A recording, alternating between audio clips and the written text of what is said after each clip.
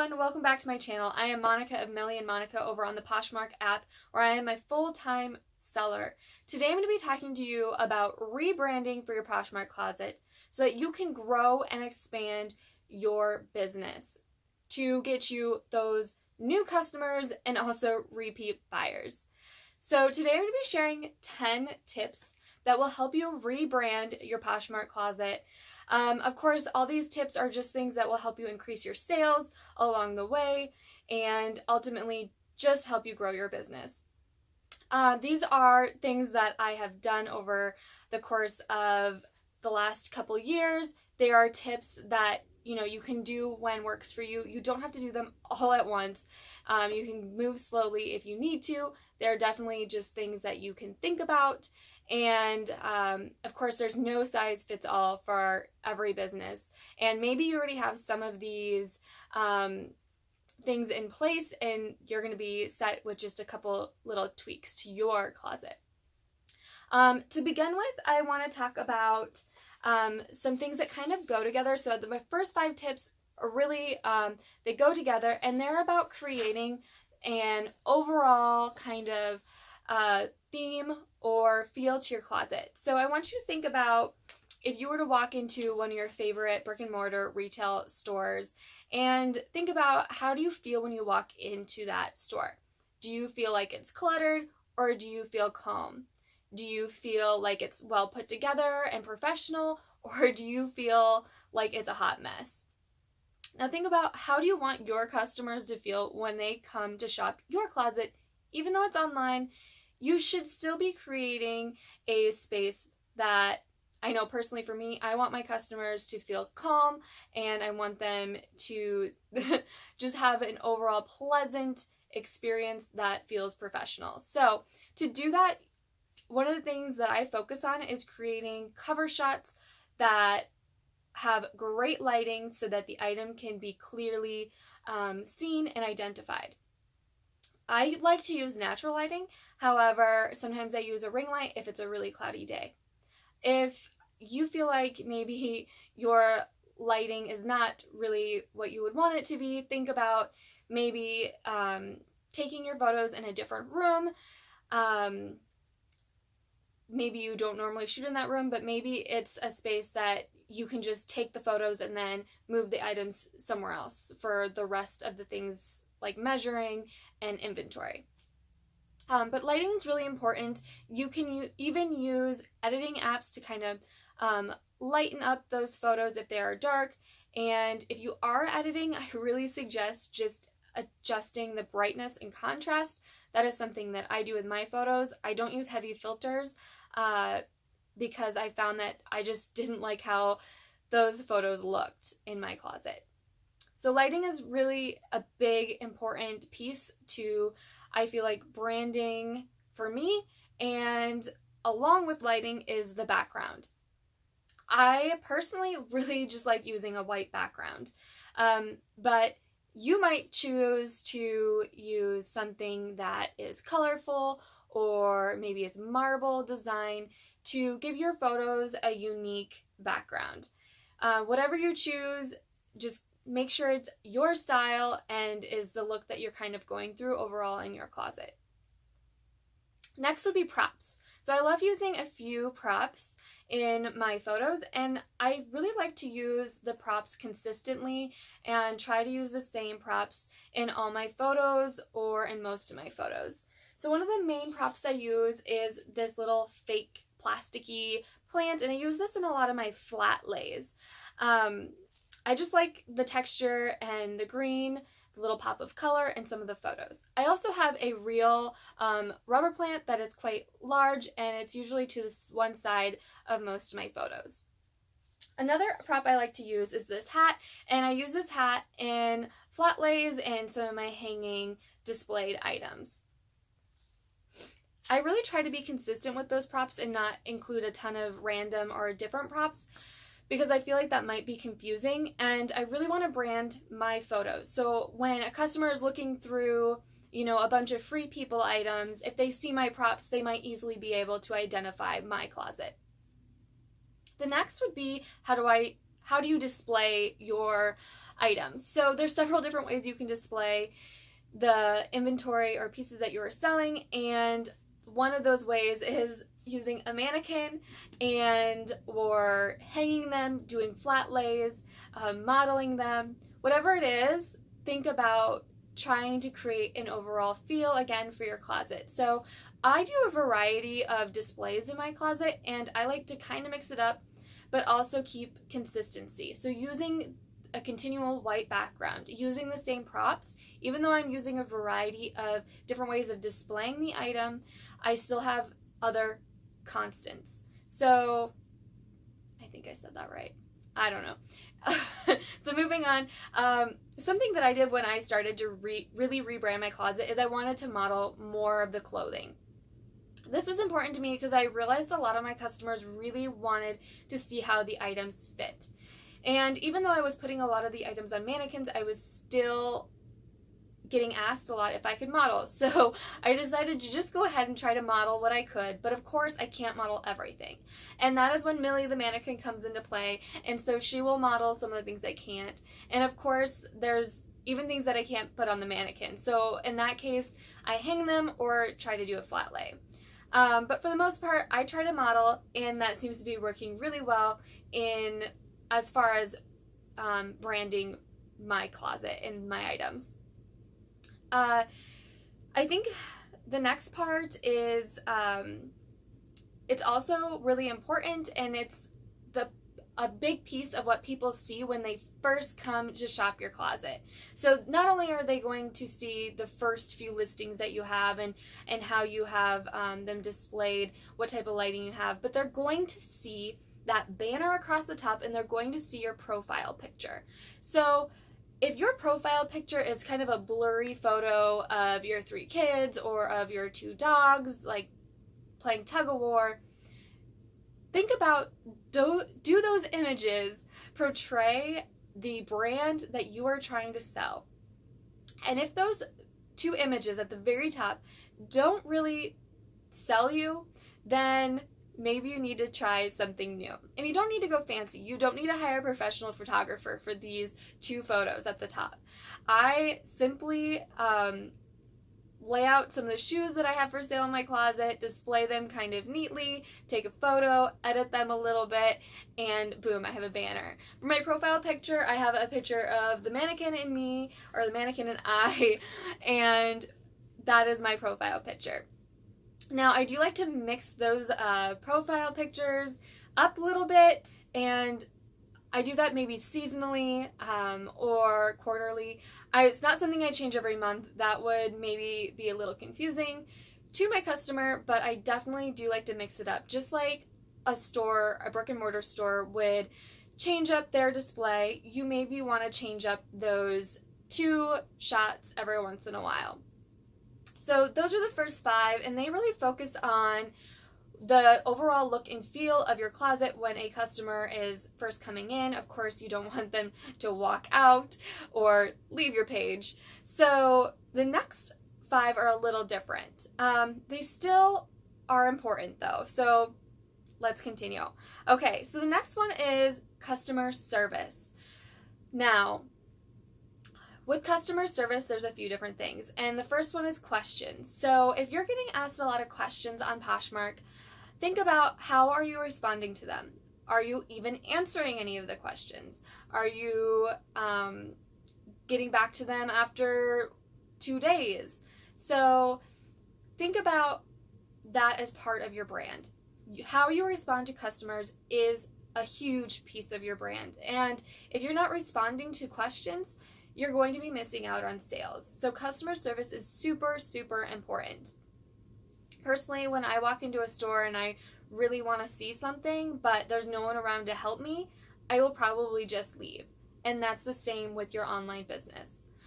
So with customer service comes packaging. So how do you package your product? And as you can see behind me, I have these clear bins, and they are full of inventory, and I really like to pre-package a lot of my inventory because it makes shipping really easy. So shipping, of course, is part of that customer service. And so a lot of my pieces are pre-packaged in these clear plastic baggies, And I get these baggies at Walmart, a majority of them anyways. Some of the larger bags I get on Amazon. But I really like putting them in these little plastic protective bags because who knows what type of elements your items are going to be going through before they get to the customer. So, for example, I've had several customers reach out to me in the comments saying, you know, thank you so much for packaging it in plastic. The whole box was soaking wet out in the rain, and because it was in plastic, my items were protected and safe. Now, I started actually putting everything in plastic after one of my repeat buyers just left me some feedback that, you know, all her items were left out in the rain and the beautiful tissue and the packaging that I had wrapped them in was just completely soaked. And, you know, she wasn't upset or anything, but, you know, just how disappointing to receive a package that's soaking wet. You can't try the clothes on. You can't really even look at them because they are soaking wet. So I really do like packaging them in plastic. That's not saying you have to, but do figure out something that works for you that is, again, consistent and can be a part of your brand. With packaging, business or a thank you card. So this would be like my 8th tip. So when I first started selling on Posh, I did handwritten thank you notes for everything. And as I continued to sell more, of course, these handwritten thank yous began taking longer and longer to write and became kind of something I dreaded. And so to kind of make shipping more streamlined, with expanding my business, I decided to go simple. And that is just this little sticker thank you. Something that I will consider creating is a branded sticker with my logo. But for now, this is working for me. It's just a little thank you, something that just looks professional and neat right on the package. Nothing super fancy, but it is something. But again, that's up to you. If you want to keep doing those handwritten thank yous, more power to you. I know they're very important to the customer. They're just not something that, as I was rebranding, that made sense for me to continue doing.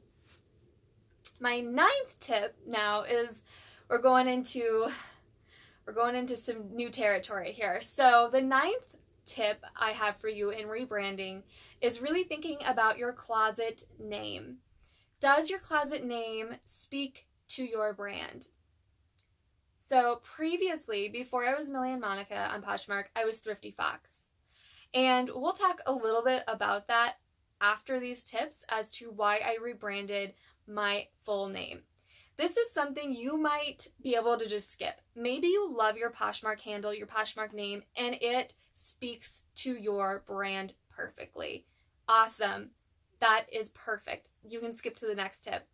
But if your Poshmark handle, your Poshmark name, does not speak to your brand, that is definitely something you're going to want to change. And to do that, you need to email Poshmark. You need to let them know that you want to change your Posh name, and you need to tell them what you want to change it to.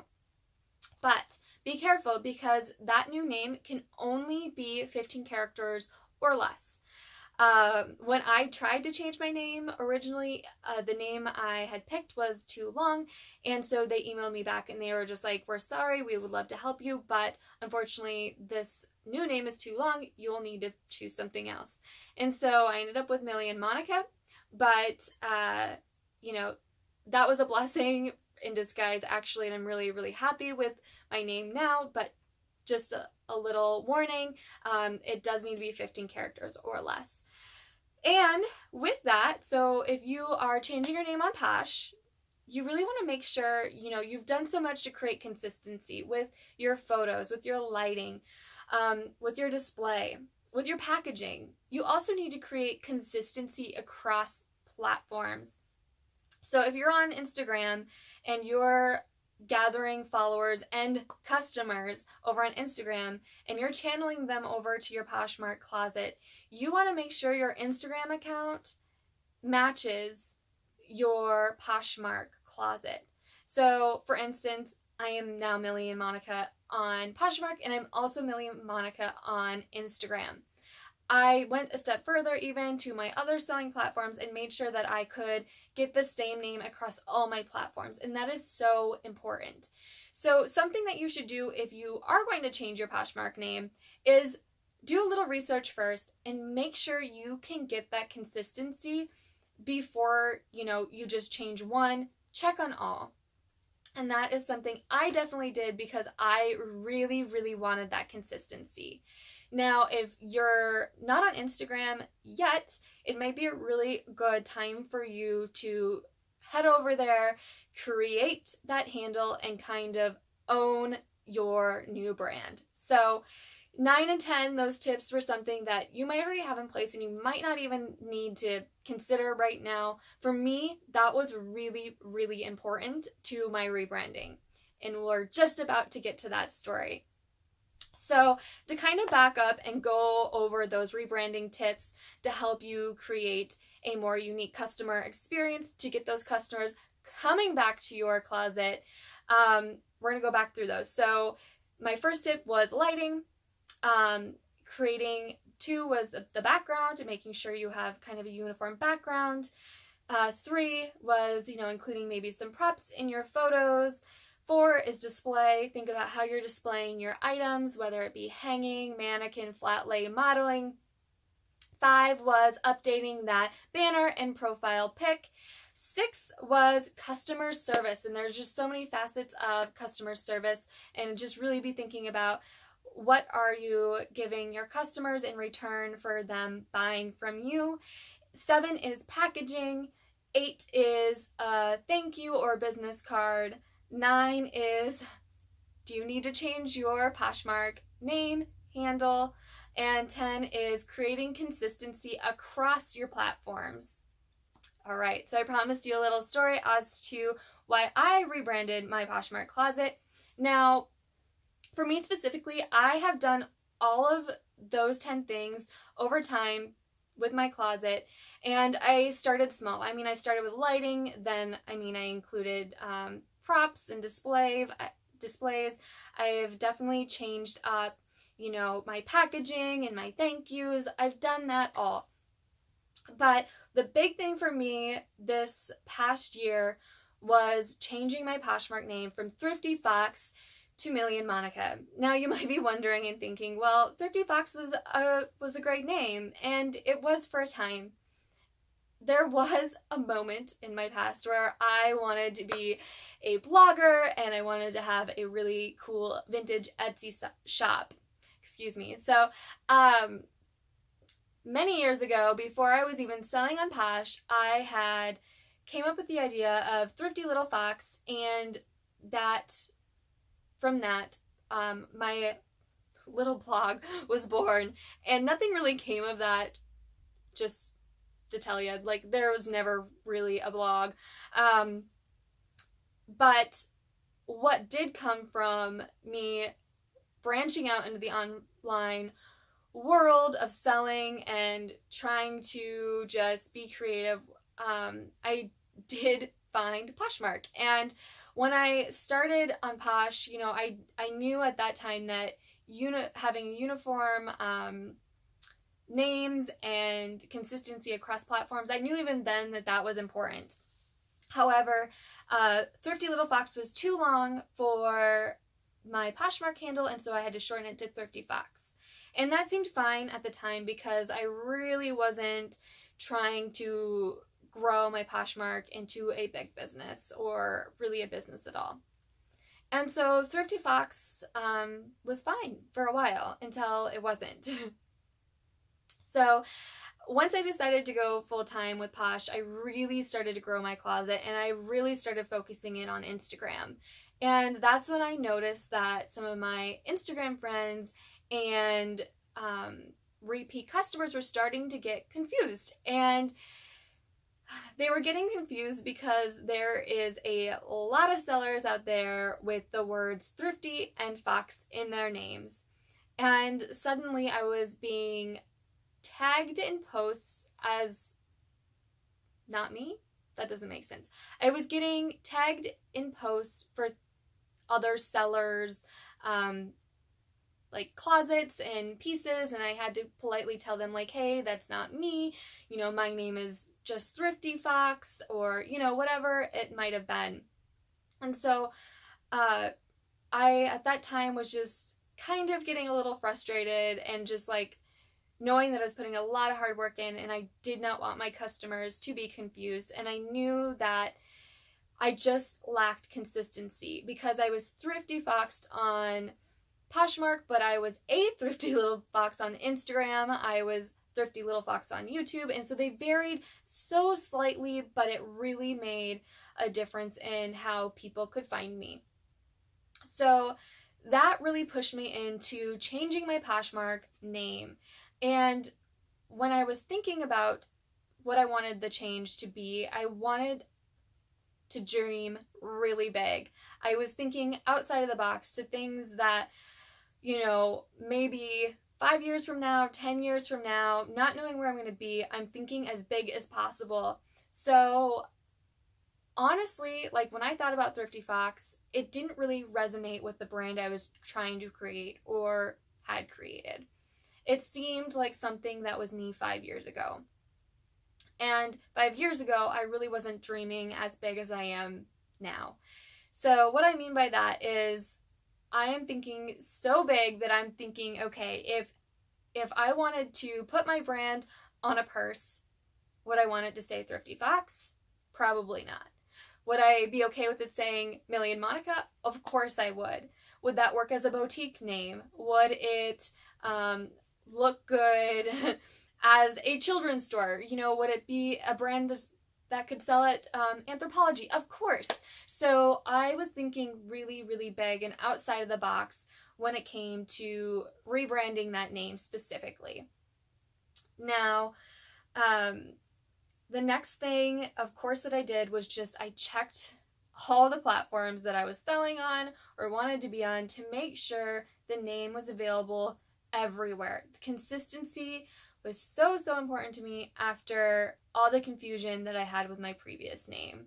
And so, to be quite honest, that is why I changed my name. Like, it just was so, so important to me to have uniform names and branding across platforms so that I could really grow my business and just get those customers to, you know, from Instagram to Poshmark, from Instagram to YouTube, from YouTube to Poshmark. You know, it's just a big circle. And in order for me to grow, I felt that changing the name was a huge necessity. And it might not be for you, but hopefully by me sharing my story and why I decided to do it, it'll help you determine whether or not you need to do it or not. So, and another part of choosing my name specifically, Millie and Monica, you might be kind of wondering. I know I referenced the mannequin as Millie, and yes, Millie is the mannequin. And that might seem silly, but for me, choosing the new name, it was really important that my personal name be included in the brand because I am basically the face of the brand. And I literally do pretty much everything. Hopefully in the future that can change and I can let go of a couple of tasks. But for the time being, I am the face, I am the drive behind Millie and Monica. But I think so often people associate faces with names, and I think that is such a strong association that I wanted my name included with my brand. And like I said, I do model a lot, and if I'm not modeling it, the mannequin is, and so that is why I went with Millie and Monica. And of course, you know, there's going to be other sellers with the names Millie and Monica, but I'm hoping that facial recognition will help me out in creating my brand. Now, I'm sure there's many things that I did not cover or didn't even think about to include in this video, but if there is something you are more curious about or have questions, please leave them in the comments below, and I would love to maybe do a follow-up on this video. Something I didn't talk a whole lot about, but I did preference was repeat customers, and I'm still pretty new to the rebranding as far as my name is concerned, but there's all those little things you can do to help, you know, get you those new customers and to keep people coming back. So hopefully this video helped you thinking about rebranding and what little things you can do along the way. Remember, you don't have to do them all at once. So again, if you have any other questions, please leave them down below. Give this video a thumbs up if you found it useful, helpful, or if you just liked it. And please also subscribe to my channel so that you can be informed when new videos are coming out. You can also find me over on Instagram at @millionmonica, where I can often show little behind the scenes snippets. So if you're at all interested in that, you can head over there and follow me as well. Thank you.